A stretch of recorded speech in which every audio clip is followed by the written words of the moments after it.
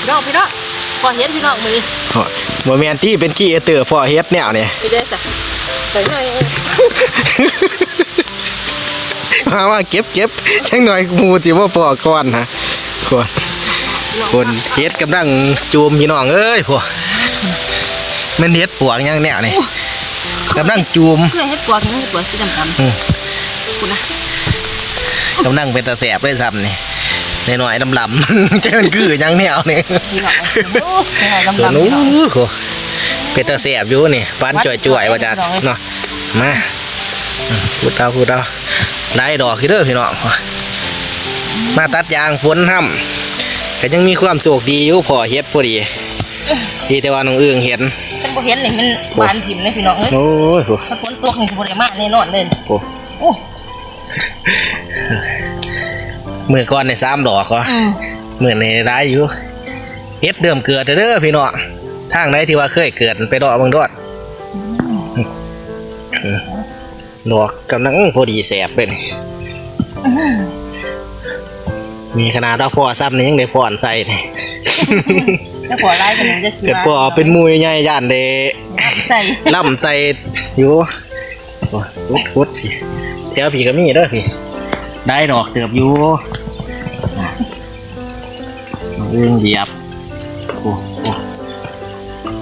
ถ้าเบิ้งบคักนี่คิดว่านั่นน่ายางเลยนี่ดีแต่ว่าน้องเอื้องเห็นก่อน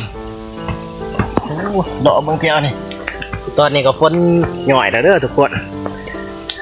ไปตัดยางนะฝ้าไปหยอด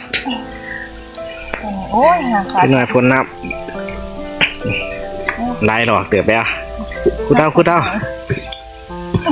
ปิ้งเตียนนะมันแกนเหนียวนะโอ้ยโอ้วัดกันได้ค่ะอันนี้ค่ะโอ้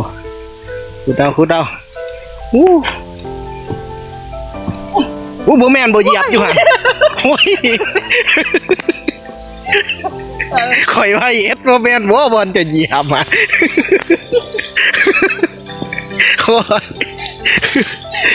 โอ้ยตกใจยังก็ว่ามันจะเหยียบผิดแล้วว่ามันยังก่อนตัวคือไว้ฝนตกอ่ะฝนข้าวมากนะพี่น้องเอ้ยฝนตัดยางกำลังในแถวหนึ่งฝนตกก็ยังดีอยู่พอเฮ็ดพอได้ปนกินแดงอยู่จังนี่เนาะตำแจวเนาะแกงคือสีบ่พอหรอพอดีปีกหอมๆตำแจวกินมะแรงกับต้มน้ำใหม่ที่หามาของเสาเนี่ยพอดีด้วยไปโอ้ใส่ดอกนึงไม่คุดน้ำเนี่ยนี่คุด